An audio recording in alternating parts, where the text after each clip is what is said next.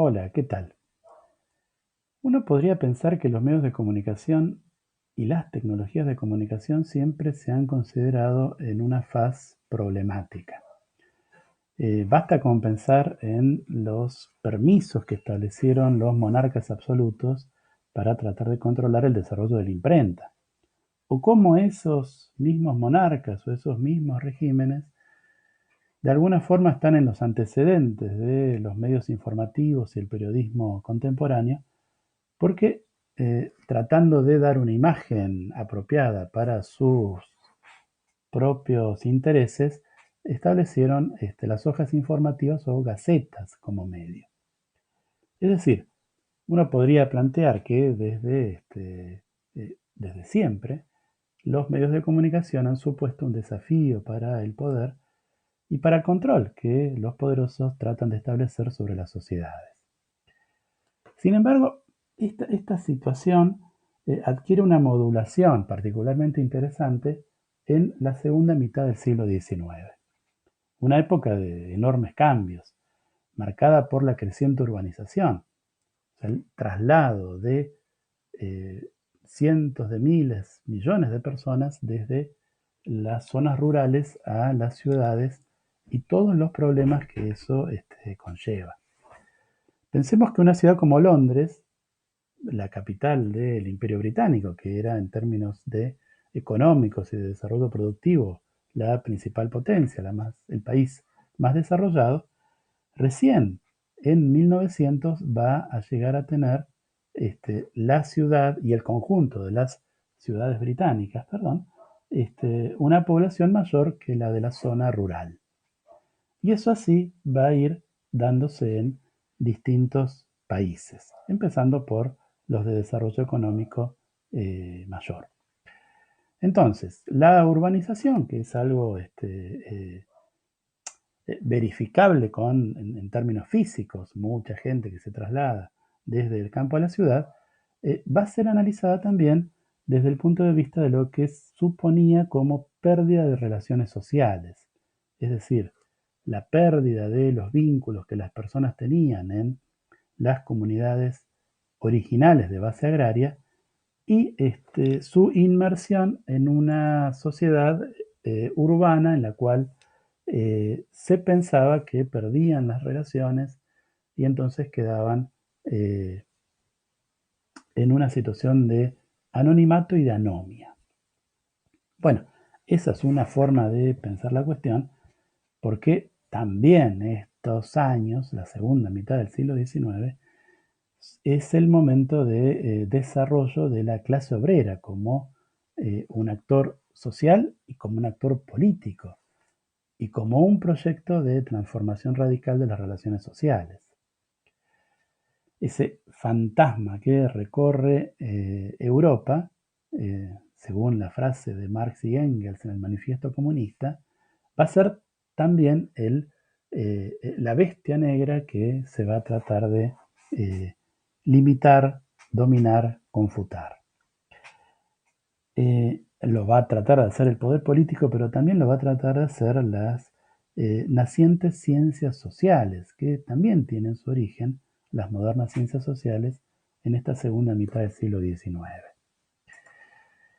Pensemos entre los distintos autores que desarrollan sus ideas en esta época, en uno particularmente, no en cualquiera, ¿cierto? En Ferdinand Tönnies. Tönnies fue uno de los maestros de Weber y es conocido por la distinción que estableció entre eh, dos formas de relación social que él llamó comunidad y sociedad, Gemeinschaft y Gesellschaft. ¿Cuál era la relación entre o cuál era la diferencia, perdón, entre estas dos formas de relación social? Bueno, él pensaba que la manera en que las personas se vinculaban unas con otras, por un lado podía darse por este tipo de lazo que él llamaba comunidad y que era propio de las sociedades tradicionales en las cuales las personas se conocen unas con otras y entonces hay fuertes mecanismos de control informal de los demás, pero hay poca formalización de esas relaciones. lugares en donde, por ejemplo, es importante dar la palabra. Y dar la palabra o seguir las tradiciones es algo que condiciona y enmarca a las personas que viven en esa comunidad. Bueno, esto que era propio de las zonas agrarias, de los pequeños pueblos, era muy diferente al tipo de relación que las personas entablaban entre sí en la ciudad. Esto que Tenis llama sociedad. ¿Y a qué se refiere con la sociedad? Dice, en la sociedad, dice Tenis, cada uno vale para sí y está aislado, mientras existe una situación de tensión contra los otros. Sus esferas de actividad están marcadamente separadas, con lo que cada uno rechaza el contacto y la admisión a su propia esfera con los otros. Es decir, las intrusiones son consideradas como actos hostiles. Esta actitud negativa entre unos y otros se constituye en la relación normal. En este vínculo en donde hay una marcada desconfianza, la manera en que las personas se relacionan unas con otras es a partir de la formalización de esa relación, es decir, a partir del contrato. El contrato sería algo propio del vínculo de sociedad.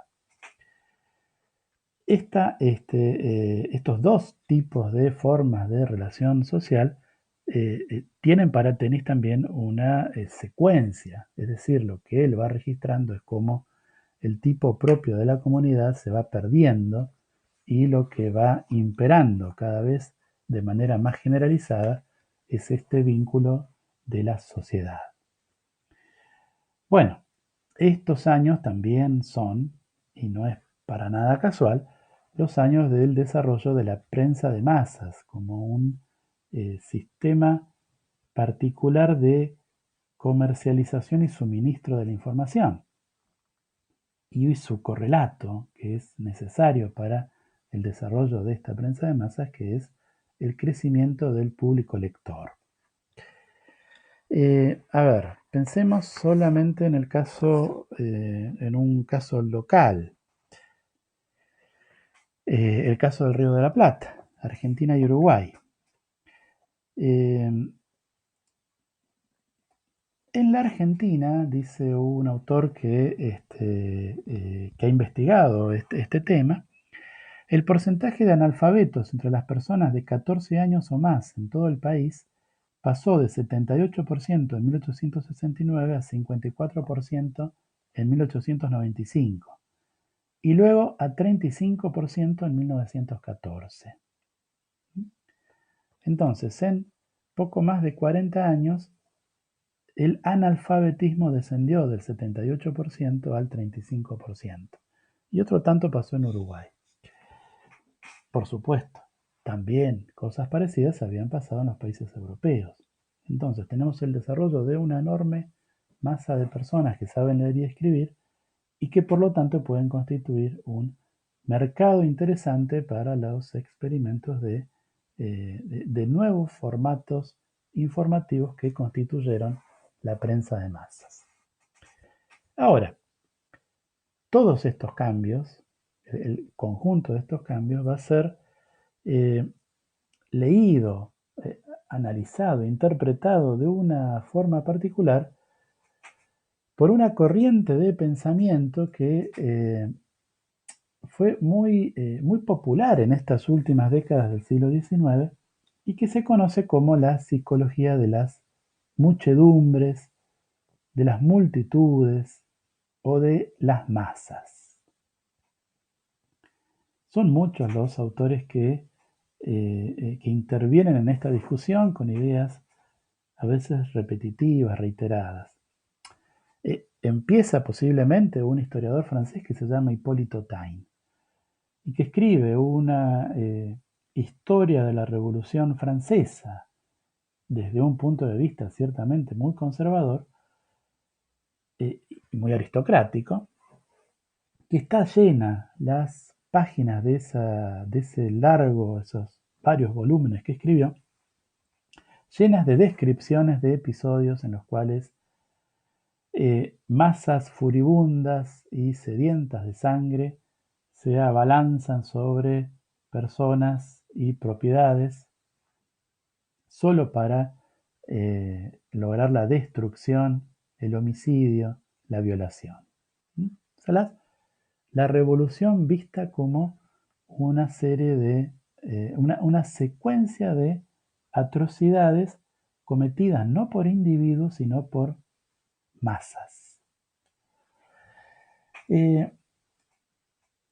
Este fenómeno, o esto que se veía como un fenómeno, va a ser interrogado por una serie de pensadores. Taine, dije yo, el historiador.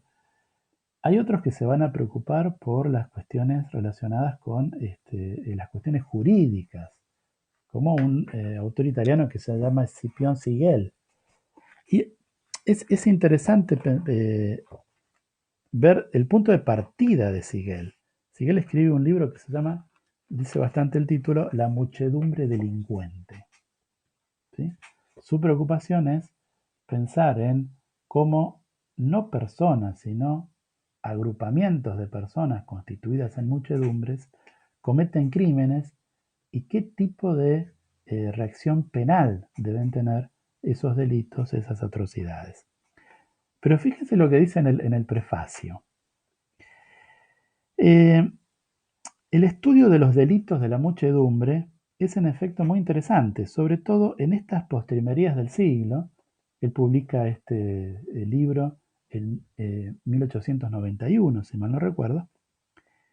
En estas postrimerías del siglo, durante las cuales las violencias colectivas de la plebe, y ojo acá la aclaración, desde la huelga de los obreros hasta las sublevaciones públicas, no escasean. O sea, las huelgas de los obreros vistos como delitos de muchedumbre. Bueno, ciertamente el movimiento obrero reclamaba una serie de cuestiones y entre otras cosas reclamaba el derecho a la huelga. Es decir, que la huelga, al no ser un derecho, era efectivamente un delito. Bueno, no abundemos. El hilo de estos trabajos, de estas reflexiones, continúa posiblemente hasta Freud, que en la década del 20, o sea, unos cuantos años después, escribe un libro, por otro lado, muy importante, que se llama Psicología de Masas y Análisis del Yo. Psicología de Masas. Bueno, yo me voy a detener para comentarlo un poquito más en un solo de estos muchos textos, que es de un autor francés que se llama Gustave Le Bon, y el libro se llama justamente Psicología de las Masas y fue publicado en 1895. ¿Por qué este libro? Bueno, es ejemplar de toda esta literatura. Nos va a explicar bastante bien a qué se están refiriendo estos autores, cuáles son sus preocupaciones y cómo conceptualizan estas problemáticas. Primera cuestión a tener en cuenta, la idea que tiene Le Bon y que es bastante común de la existencia de algún tipo de mente colectiva. Fíjense lo que dice.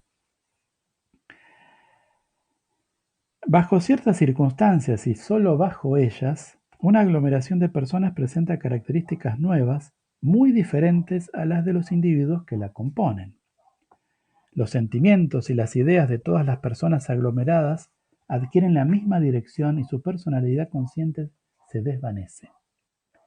Se forma una mente colectiva, sin duda transitoria, pero que presenta características muy claramente definidas. La aglomeración de este modo se ha convertido en lo que a falta de una expresión mejor llamaré una masa organizada. Forma un único ser y queda sujeta a la ley de la unidad mental de las masas.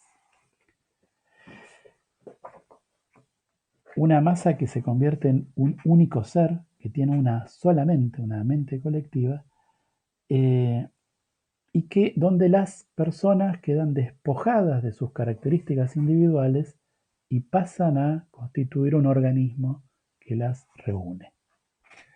¿Qué es lo que podía permitir pensar en estas cosas? Bueno, para Le Bon hay un elemento importante que acá juega, que es lo que él llama la raza. No tan marcadamente racista, podríamos decir, como en las corrientes eugenésicas de un par de décadas después.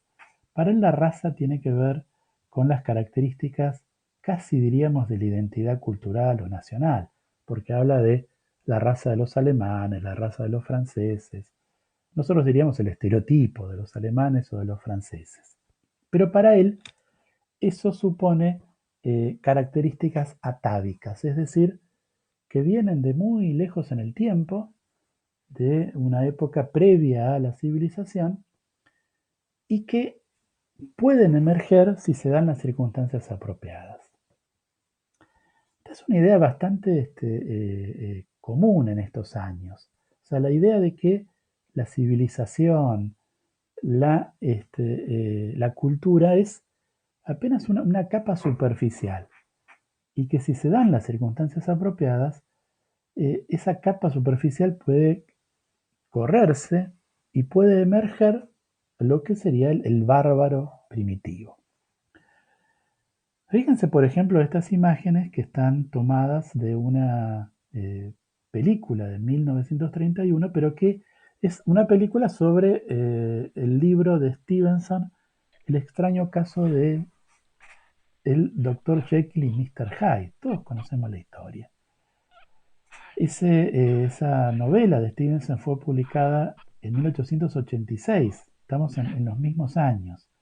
Bueno, en el caso de el Jekyll Hyde, que es la misma persona, lo que tenemos es un remedio, una droga que corre ese velo civilizatorio y hace emerger a Mr. Hyde, que está sediento de saciar sus instintos y no le importa ningún código moral.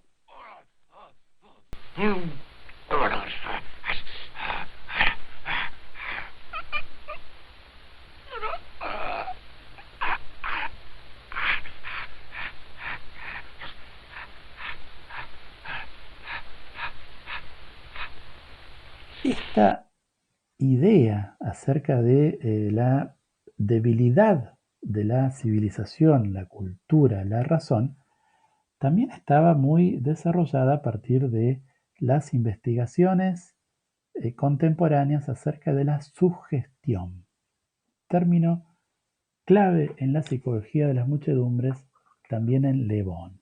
O sea, la capacidad de algunas personas de sugestionar a otras. En este cuadro vemos una escena de una de las exhibiciones que realizaba un médico psiquiatra que se llamaba Charcot. Charcot estudiaba lo que él llamaba la histeria, especialmente como enfermedad. Sus pacientes eran típicamente mujeres y hacía estas exhibiciones públicas, casi espectáculos, para médicos, colegas, los que se ven en el cuadro. El mismo Freud fue parte de estos cursos y lo que hacía era generar una serie de síntomas histéricos, que él denominaba así, a partir de la utilización de la hipnosis. O sea, hipnotizaba a las mujeres y les provocaba una serie de cuestiones. Hay toda una serie de médicos de estos años. Por supuesto, tenemos que hacer la salvedad de que son varones sobre el cuerpo de mujeres. Hay una serie de indagaciones, experimentaciones en las cuales se trata de descubrir hasta qué punto pueden llegar las personas hipnotizadas a ser controladas, a ser dominadas por el hipnotizador. Entonces, la idea de que hay un predominio fuerte del inconsciente, que la civilización y la cultura es una capa fina y epidérmica que, dado el estímulo apropiado, por ejemplo, un hipnotizador hábil, eso puede correrse, que el funcionamiento de las masas también genera una corriente similar a lo que hace el hipnotizador, y entonces las personas en la masa de alguna forma es como que están hipnotizadas y entonces no tienen control total sobre lo que hacen. Y además la idea de que esto se relaciona con una evolución, con una forma de evolucionismo. A ver, pensemos en que a mediados de o en el inicio de este periodo, porque es en la década de 1850, Darwin publica El origen de las especies, tiene un enorme éxito, revoluciona la forma de pensar acerca de la naturaleza, pero algunos hacen una operación que Darwin nunca pensó y no autorizó, de trasladar las ideas del evolucionismo desde el desarrollo de las especies animales y vegetales al desarrollo de las sociedades. Y eso supone establecer una escala en la cual hay sociedades y culturas más evolucionadas, más adelantadas, y sociedades y culturas y personas más atrasadas. En esa escala, bueno, los varones eran más evolucionados que las mujeres, los adultos que los niños, los europeos que las personas de culturas no europeas. Fíjense lo que dice una investigadora que ha estudiado estas cuestiones. La teoría que fundamentaba tales enfoques era que en el curso de la evolución biológica, los hombres habían desarrollado sus capacidades mentales más que las mujeres. Los cráneos de las mujeres habían crecido menos que los de los hombres, y su potencia cerebral también era mucho menor. Esto las hacía más propensas a la demencia y menos capaces de contener sus pulsiones instintivas. Entonces, una forma de pensar la sociedad y a las personas fuertemente misógina y machista. Y también fuertemente etnocéntrica, porque se consideraba que el culmen de la evolución era los varones europeos educados de clase alta. Bien, entonces, ¿qué característica tenían esos varones europeos educados de clase alta? Bueno, era el culto de la individualidad. Entonces, la oposición que se establece es entre el individuo, que sería lo bueno, la masa, que sería lo malo. La masa, que sería la perversión de lo individual, la masa, que sería una enfermedad, una patología. Por supuesto, tenemos el otro lado de ver esta cuestión, que es el desarrollo de la clase obrera, que incluso va a asumir como propio, con una connotación totalmente diferente, la palabra masa. Va a ser masa, va a ser movimiento de masas. Bien. Llegados ya al siglo XX, el siglo se va a inaugurar con la Primera Guerra Mundial. Entre 1914 y 1918, una guerra que supuso importantes innovaciones en términos técnicos, porque implicó la invención de una serie de aparatos, los aviones, los tanques, la aplicación de la ciencia a la guerra y la muerte, el desarrollo, por ejemplo, de las armas químicas, pero también supuso la necesidad de mantener, es un conflicto prolongado y muy esforzado y costoso, la necesidad de mantener las líneas de producción y mantener tanto la moral de la tropa como la moral de las sociedades, de la retaguardia. Dice Armand Matelar al respecto. La Gran Guerra supuso el primer conflicto llamado total.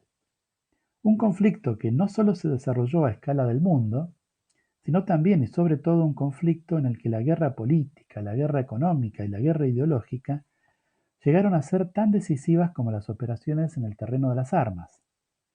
Suscitar la adhesión de los ciudadanos a la causa nacional se convirtió en una tarea prioritaria. En el desarrollo de esa tarea prioritaria, como la llama Matelar, bueno, los medios de comunicación van a tener un lugar importante a partir de la propaganda, el desarrollo de la propaganda. La propaganda que, por supuesto, no se preocupaba particularmente por la verdad de lo que afirmaba. Hay un viejo axioma del periodismo que dice: la primera víctima de una guerra es la verdad. Y efectivamente, las potencias en guerra mintieron descaradamente, y especialmente las potencias aliadas que terminaron exitosas, terminaron triunfantes en la guerra, establecieron una serie de relatos sistemáticos acerca de la atrocidad de las fuerzas enemigas, de la atrocidad de las fuerzas alemanas especialmente. Un ejemplo entre muchos de toda esta propaganda que circuló. Un diario canadiense en junio de 1915 publica un relato acerca de cómo los alemanes cortaron la cabeza de un niño y jugaron al fútbol con ella. Amputaron las manos y pies de los niños o sus dedos, hicieron jabón con un niño y crucificaron a una joven. En conjunto se habló aquí de la historia de la atrocidad. The official reports were supplemented by more popular accounts, such as this one on German atrocities. And we can see that these more popular accounts used the official reports of the Belgian Commission to develop the story. But when we look inside, the tone is very different. Briefly, the monarch of the Huns may be best described as the worthy leader of one vast gang of Jack the Rippers. Sometimes official reports were turned into more popular illustrated accounts. This is the example of the French Red Book. We can see in this image that each case is given a certain visual identity. This story about the rape of a woman in front of her 3-year-old child by a German soldier was reported in the official French account of atrocities. The book goes on to detail various cases of German brutality.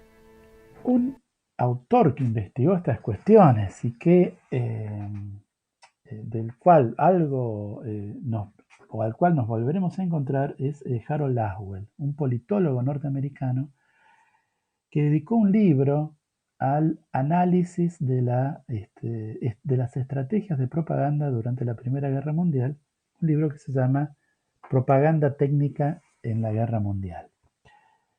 En ese libro concluye que todas las fuerzas beligerantes mintieron, pero que los estilos de la propaganda fueron distintos. El estilo de Alemania y sus aliados fue más racional, y el estilo de Gran Bretaña y sus aliados apeló más directamente a las emociones. Como finalmente estas son las potencias que triunfaron, hubo un convencimiento bastante extendido acerca de que la propaganda había sido muy eficaz en lograr sus objetivos. Y así va a llegar a tener un halo de respetabilidad. Una figura importante en esta operación es un señor que se llama Edward Bernays, que es considerado el iniciador, el creador de las relaciones públicas, pero que él utilizaba directamente la palabra propaganda. Bernays, además de asesorar a grandes corporaciones norteamericanas, él había formado parte de la campaña de propaganda a favor de que Estados Unidos ingrese en la guerra promovida por el gobierno de Estados Unidos en años anteriores. Después de la Primera Guerra, traslada sus conocimientos y su experticia al campo privado, asesora a grandes empresas y además publica un libro que se llama Propaganda en 1928, que es una especie de manual y al mismo tiempo una propaganda acerca de sus servicios. Uno puede imaginarse que Bernays tenía entrevistas y les dejaba un ejemplar de su libro donde explicaba la eficacia de sus técnicas y daba cuenta de sus aciertos. Every year, New York held an Easter Day parade to which thousands came, and Bernays decided to stage an event there. He persuaded a group of rich debutantes to hide cigarettes under their clothes. Then they should join the parade, and at a given signal from him, they were to light up the cigarettes dramatically. Bernays then informed the press that he had heard that a group of suffragettes were preparing to protest by lighting up what they called torches of freedom. He knew this would be an outcry, and he knew that all of the photographers would be there to capture this moment. And so he was ready with a phrase which was torches of freedom. And so here you have a symbol, women, young women, debutantes, smoking a cigarette in public with a phrase that means anybody who believes in this kind of equality pretty much has to support them in the ensuing debate about this, because torches of freedom. I mean, what's on all American coins? It's liberty. She's holding up the torch, you see? And so all of this is there together. There's emotion, there's memory, there's a rational phrase, even though it's using a lot of emotional elements. It's a phrase that works in a rational sense. All of this is together. And so the next day, this was not just in all of the New York papers, it was across the United States and around the world. And from that point forward, the sale of cigarettes to women began to rise. He had made them socially acceptable with a single symbolic act. Pero fíjense algunas de las cosas que decía. La manipulación consciente e inteligente de los hábitos y opiniones organizados de las masas es un elemento de importancia en la sociedad democrática. Quienes manipulan este mecanismo oculto de la sociedad constituyen el gobierno invisible que detenta el verdadero poder que rige el destino de nuestro país. La minoría ha descubierto que influir en las mayorías puede serle de gran ayuda. Se ha visto que es posible moldear la mente de las masas de tal suerte que éstas dirijan su poder recién conquistado en la dirección deseada. Ahora bien, esta idea de las masas, de manipulación de los hábitos y opiniones, de minorías que buscan controlar a las mayorías a partir de la persuasión, va a caer en descrédito a partir del profuso uso que hacen de ellas los regímenes totalitarios del período de entreguerras, especialmente en la década del 30 del nazismo. Hay un autor ruso, Sergei Chakotin, que analiza la forma de propaganda del nazismo, que él llama violación psíquica, y que dice algunas cosas interesantes al respecto. Dice, por ejemplo, él publica esto en 1938, o sea, ahí nomás de que empezara la Segunda Guerra Mundial. Dice, para quienes han podido seguir la evolución del movimiento nazi, los métodos de su propaganda y sus efectos, y al mismo tiempo están informados respecto a la doctrina de Pavlov, no puede haber lugar a dudas. Nos hallamos en presencia de hechos basados precisamente en leyes que rigen las actividades nerviosas superiores del hombre, los reflejos condicionados. Chacotín había sido discípulo de Pavlov. Pavlov, el médico, investigador ruso, que descubrió la forma de condicionar los reflejos. Esa cuestión que para Pavlov está muy localizada justamente en reflejos, Chacotín y otros lo expanden a una cosa general. Así como el perro de Pavlov se le podía condicionar la salivación, bueno, dado el estímulo adecuado se puede llegar a condicionar cualquier respuesta. Por ejemplo, el apoyo a un líder, por ejemplo, la violencia contra un grupo, por ejemplo, ofrecer la propia vida y la vida de otros. Esto es algo general, dice Chacotín. Por ser las mismas las leyes del funcionamiento del sistema nervioso entre todos los humanos, las reacciones han de ser también forzosamente las mismas en todos los pueblos. Como ven, acá estamos avanzando en desarrollos que de alguna manera arrancan con esa psicología de las muchedumbres, pero que por la vía de la propaganda se cruzan con el papel, el rol, el lugar que pueden tener los medios de comunicación.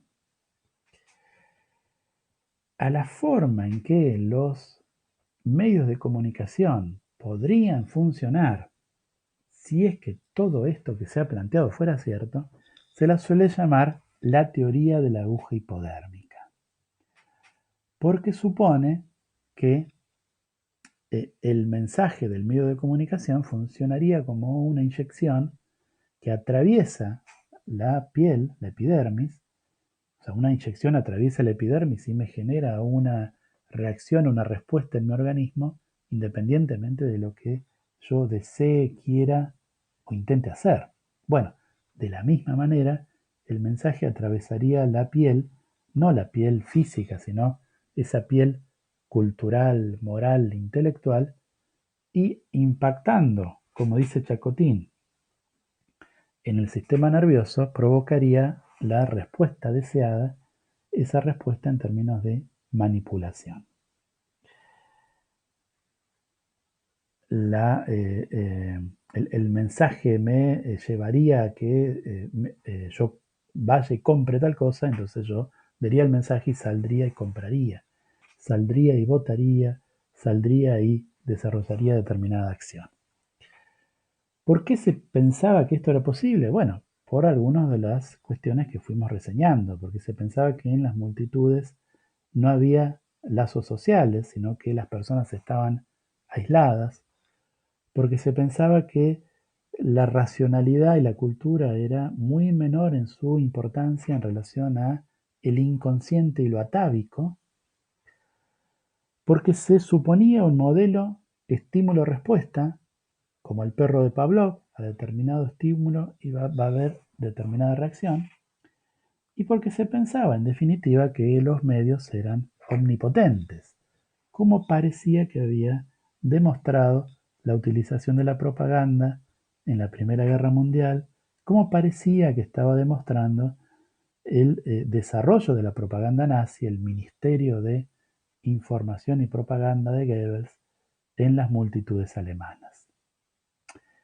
La teoría de la aguja hipodérmica supone que el efecto de los medios de comunicación es la manipulación, un efecto en términos de conducta, lograr de una manera automática, sin que medien procesos racionales, una respuesta en el nivel de la conducta por parte de los receptores.